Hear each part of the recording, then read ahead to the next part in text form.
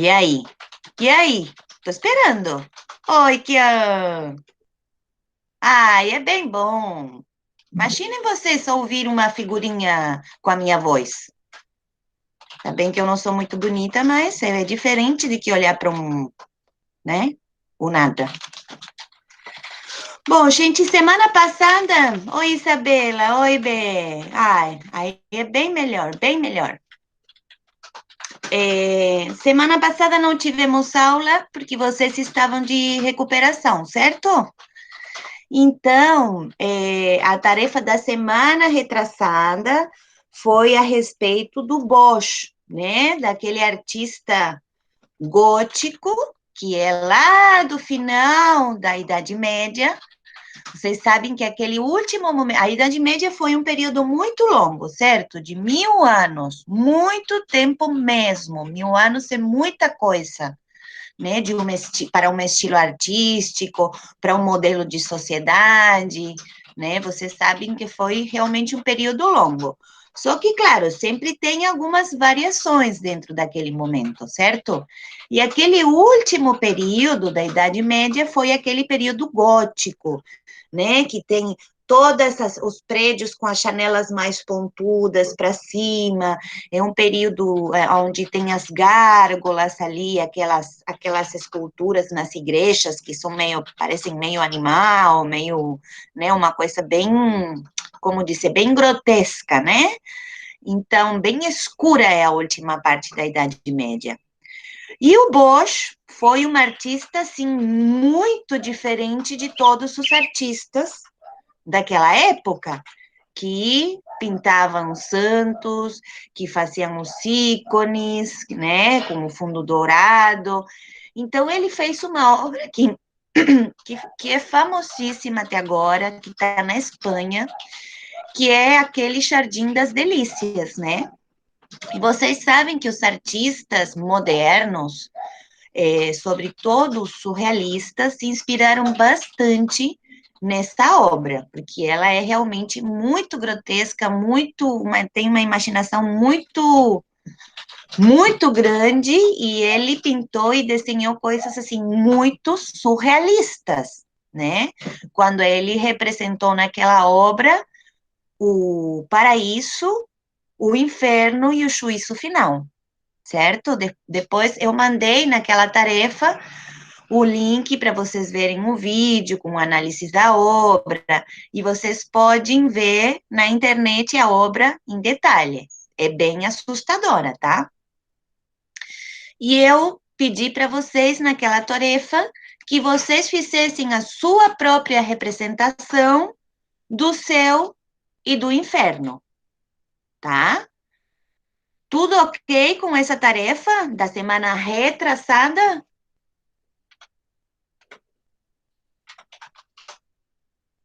Eu mandei lá no Classroom, não sei se você viu.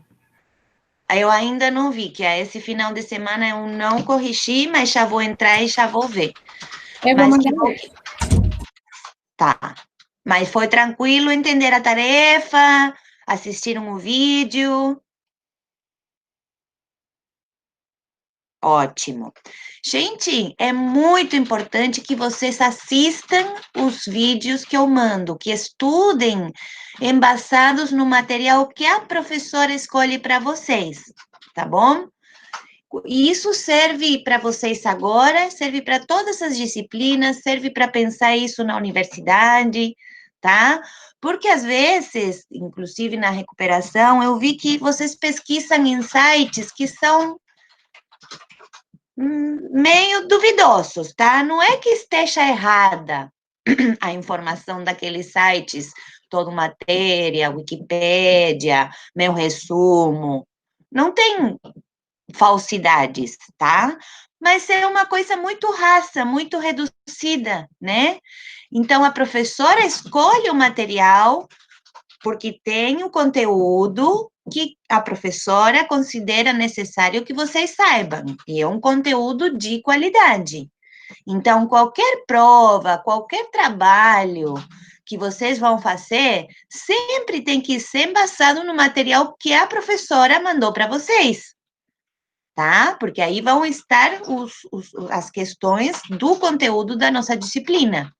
Vocês sempre podem acrescentar, né? Procurar mais, mas não pode faltar aquilo que é o essencial que a professora escolheu e mandou para vocês, tá bom? E lembrando que é para mandar tudo no Classroom. Ainda tem alunos mandando para meu e-mail. Então, mesmo que tenha mandado para meu e-mail, por favor, peguem a tarefa e coloquem no Classroom, porque no fechamento do segundo trimestre vai ser muito mais fácil a gente verificar realmente o que vocês entregaram e o que está faltando, tá bom? Me deem um ok para eu saber que não estou sozinha. Ok. O resto também, tá? Que o Bernardo e a Fabiola eu sei que estão aqui, mas o resto é uma incógnita para mim. Por isso que eu peço que vocês abram a câmera, porque às vezes só com gesto eu já sei que vocês estão ouvindo, que vocês estão entendendo. Ok, muito bom. Então vamos conversar agora sobre a tarefa desta semana, que provavelmente vocês vão receber hoje e abrir hoje, né? Que é a tarefa da semana número 15, atividade número 15. Então, essa semana, eu mandei um link também com um vídeo que vai falar sobre uma artista muito especial também, que é o último eslabão da Idade Média. E ele vai revolucionar a maneira de pintar naquele momento. Ele é que vai fazer a diferença, tá? Ele que vai criar algo novo, que vai marcar a mudança de um estilo para outro. E vocês sabem que às vezes essas mudanças não são tão radicais, são, né? Quer dizer, ele vai continuar, filha, ele vai continuar pintando os mesmos temas, né? Ainda vai ser o tema religioso, o assunto principal, só que a forma de representar vai ser diferente.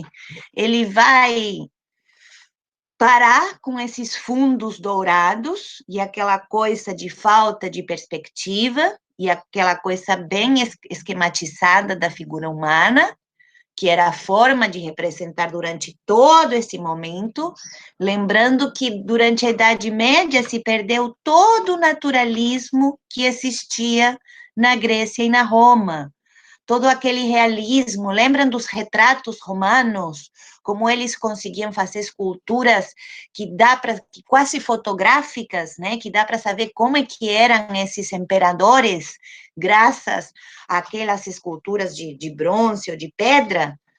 Então, todo esse conhecimento estava no mundo, né?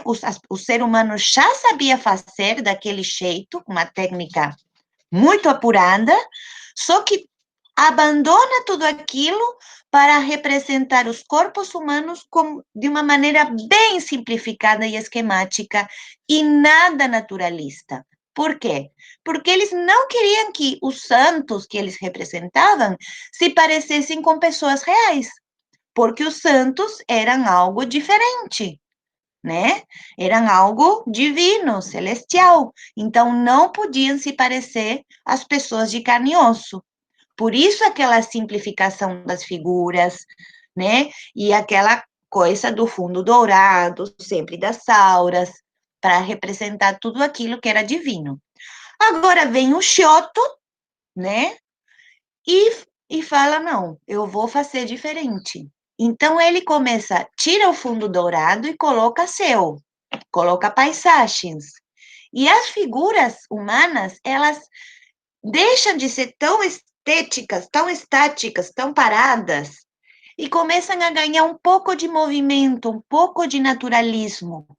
Então, quando a gente vê cenas de Giotto, vê uma coisa muito mais natural. Vou procurar uma imagem aqui e tentar. Eu mandei para vocês, mas vocês vão pesquisar mais na internet. Opa!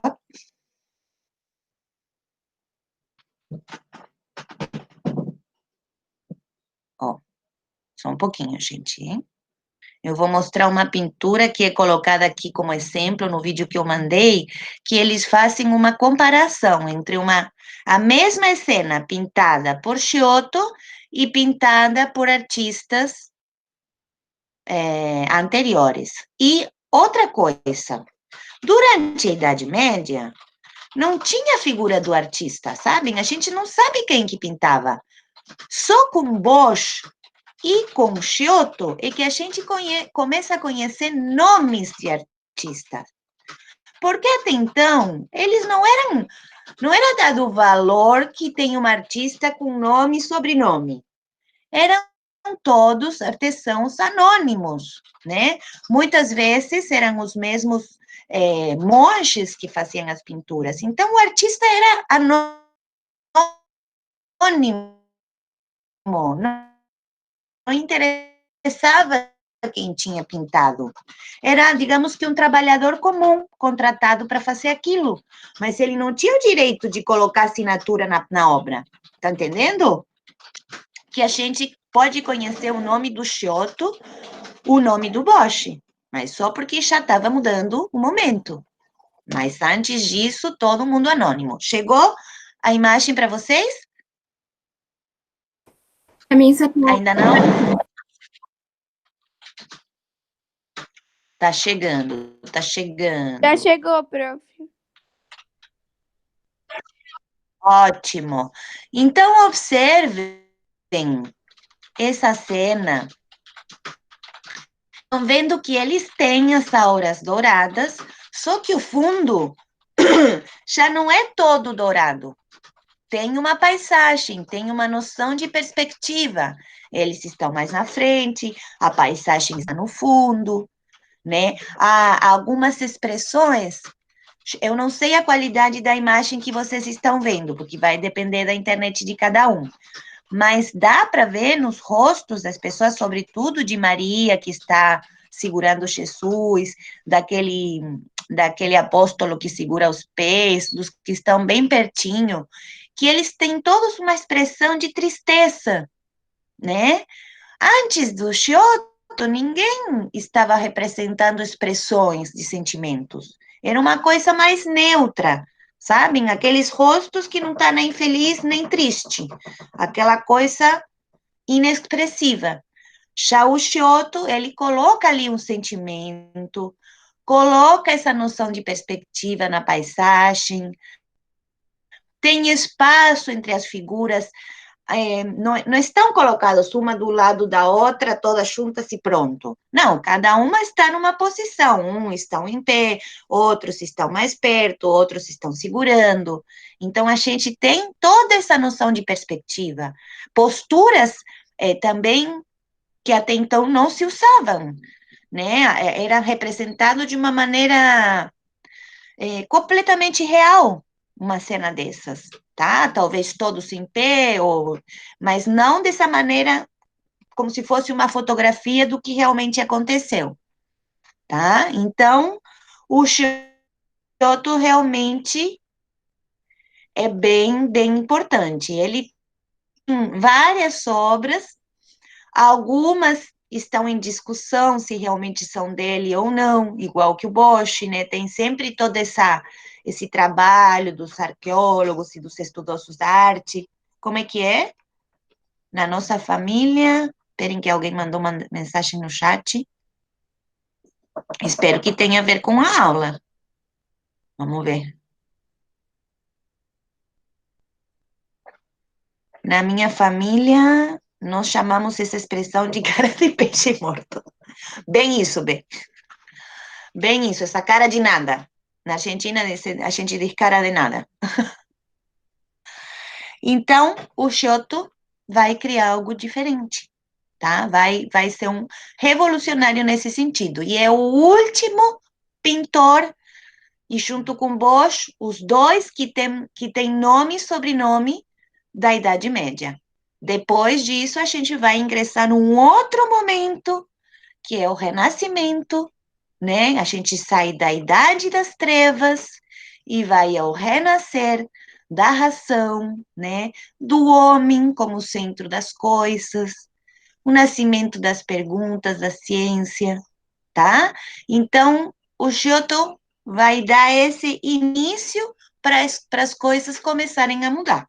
E a gente vai estudar o Renascimento proximamente, e a gente vai conversar mais sobre isso. Mas então, a tarefa dessas... eu queria contar sobre Giotto, que tem uma série, eles pintavam na parede, diretamente, certo? Eu falei alguma vez para vocês sobre essa técnica, que é chamada de afresco, porque ela é realizada diretamente na parede, quando o material ainda está molhado. Então, os pintores tinham que ir lá no local, fazer a pintura com aquela parede molhada, e essa pintura, com essa técnica, ela vai muito fundo na parede, ela vai uns 5 centímetros para dentro. Então, é uma técnica demorada, é bastante chata de se fazer, porque como é com a parede molhada, imaginem quando está frio, o artista ter que estar trabalhando o tempo inteiro num ambiente super úmido. Então, era bem sacrificado realizar essa pintura. Só que era uma pintura que tinha muita durabilidade, pelo fato de ir tão fundo na parede. Então, era como os gregos faziam, como os romanos faziam as pinturas. Não existiam as telas, como a gente conhece, tá? Então, era direto na parede. O Giotto fez uma série de pinturas numa capela, numa igreja. Como era costume naquela época, aquelas cenas que contam a vida de Jesus, muitas vezes o Calvário, a semana antes da crucifixão, a crucifixão e quando ele ressuscita, né? Então, sempre contando cenas bíblicas. E essa igreja, que também vocês vão poder ver no vídeo, então, por favor, não deixem de assistir. Vocês vão ver em toda a parede, são quadros bem grandes, contando tudo isso como se fosse um pequeno filme, ou como se fosse um gibi, porque não deixa de ser uma história em quadrinhos, né? É uma história em quadrinhos, só que sem diálogos. É a imagem pura, mas a gente vai entender toda a história, vai ter uma história. Então, essa semana, a tarefa de vocês vai ser fazer uma história em quadrinhos. O tema não é obrigatório que seja sobre a Bíblia, né? Sobre os evangelhos. O tema vocês vão escolher. Então, vocês vão ter que criar uma pequena história, né? Primeiro é bom vocês fazerem um pequeno roteiro do que vocês querem falar, criar personagens que sejam simples para que vocês possam repetir esses personagens iguais em cada cena, caso ele tenha que aparecer mais de uma vez. E vocês vão pensar como é que vai ser o desenho de cada cena. Não pode ter diálogo, tá? É pura imagem que vocês têm que representar. Então, o assunto é totalmente livre, as personagens vocês que vão criar, os materiais com que vocês vão trabalhar, vocês vão escolher, pode ser lápis, pode ser tinta, pode ser desenho digital. E pensem numa historinha de pelo menos 6 a 8 quadros, 6 a 8 cenas, tá? Não precisa ser uma história complexa, tá? Às vezes uma coisa muito simples causa muito impacto. Então, vocês podem pensar até em alguma coisa, até em alguma brincadeira com tinta, sei lá, algo bem simples, uma bolinha que se desfaz e que forma uma figura, qualquer coisa, não precisa ser uma história super elaborada. Então, recomendo, peguem papel rascunho, pensem primeiro, desenhem as personagens, ou a personagem, pode ser somente uma coisa, pode ser um bicho, uma pessoa, uma figura geométrica. Assim, deixem a imaginação voar e levem para o lado que vocês gostam. Aproveitem para fazer algo que vocês gostam realmente, que vocês achem interessante, divertido, o que for, tá?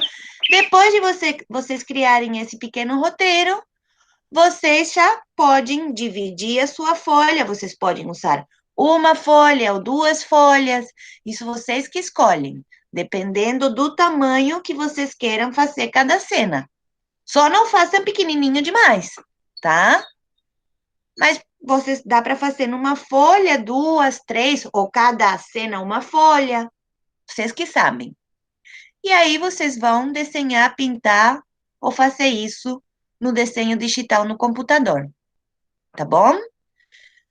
Dúvidas, perguntas a respeito desta tarefa?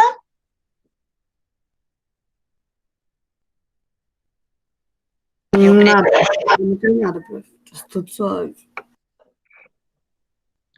Para o resto, ficou claro que era um ok de vocês, a carinha de vocês, alguma coisa se manifestando, para eu saber que vocês estão aí, que estão escutando. Todo mundo entendeu a tarefa? Sim, prof. Muito bem. Sem dúvidas, sem perguntas a respeito do que a gente conversou? Não. Estão bem calados. Não, prof, não tenho dúvida. Então tá, não, que eu sei. O resto é que tá bem calado. Não tenho dúvida. Até Então, parece que eu não. estou só com não tenho Não dúvida. tenho algo. dúvida. Ah, tá. Muito bem, então, 7º ano, vamos encerrar por hoje e a gente se vê na próxima semana. Mais alguma questão que vocês queiram conversar comigo? Não. Alguma coisa em que eu possa ajudar? Não, tem Reclamações? Elogios? dias que trabalhos estão muito criativos e muito legais. Ah, isso eu gostei. Tchau, prof. Tchau, Kian. Tudo certo, então? Tchau, gente. Até a próxima. Beijo para vocês. Boa semana, tá bom? Tchau.